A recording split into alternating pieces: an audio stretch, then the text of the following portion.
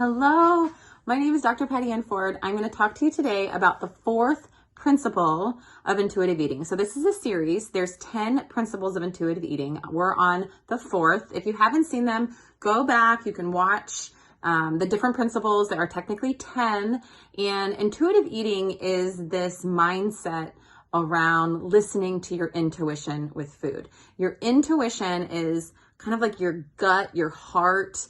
It's what you actually believe for you, and that's different for everybody. And I love talking about this. I love talking about how the mind and the body are connected and how it's so important to learn and listen about you. And that's what intuitive eating is. I am not a black or white thinker.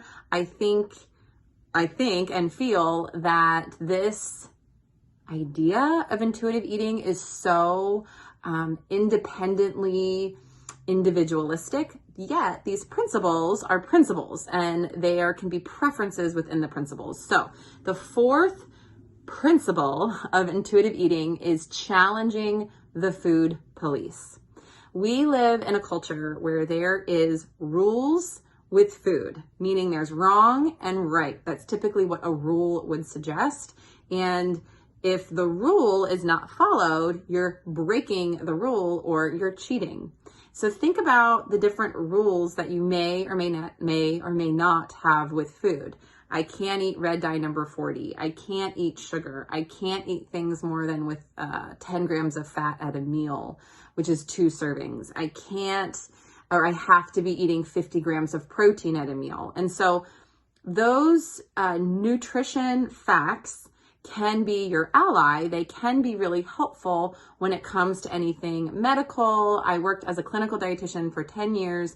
Sometimes that information is really helpful for biomedical processes. It really, really is if you are working on saving a life, preserving a life, or help someone die effectively, passionately, compassionately. Those things are very, very helpful. When you are very high functioning and living in the world where you're enjoying your food and cooking, these food police types of thought patterns can really, really suck the joy out of your meals, suck the joy out of social interactions with food. And ultimately, you're going to be really hard on yourself. Your internal world, how you feel about your life, is going to be very frustrating. And it's going to sound like, oh, I broke the rules again. I'm such a bad eater. Why can't I get my act together? Why can't I just follow the diet? I'm going to get back on the wagon on Monday. Or you could be a rebel and say, screw it. I'm just going to do whatever I want to do. I'll get back to the diet on Monday. This self-imposed food police is very cultural in the United States. It can be.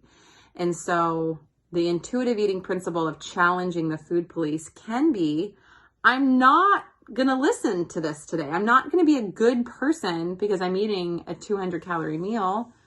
Your goodness is not dictated by the food that you eat.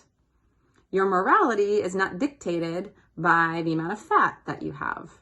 And so be very mindful on how those thoughts can impact the internal dialogue, that can impact how you feel about yourself, because that's going to leak into other areas of your life. It just does. You cannot compartmentalize everything. Or if you can, there's other things that are going on.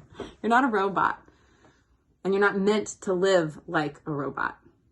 And sometimes we live like robots. We protect how we feel. We don't share how we feel because we're trying to stay safe. And I get that. With this, challenging the food police really will allow your intuition on how you feel. And ultimately, that is going to be kinder to your health and to your body than any rule could ever be. I promise. And it sounds not intuitive to be intuitive, but it is possible. So fourth principle of intuitive eating is challenging the food police. If you have any questions, if this is helpful, hit like and subscribe. I would love for you to follow along and build a community here. If you know a friend send her or him or them my way, and I would love to have a conversation. Thank you so much, and have a wonderful day.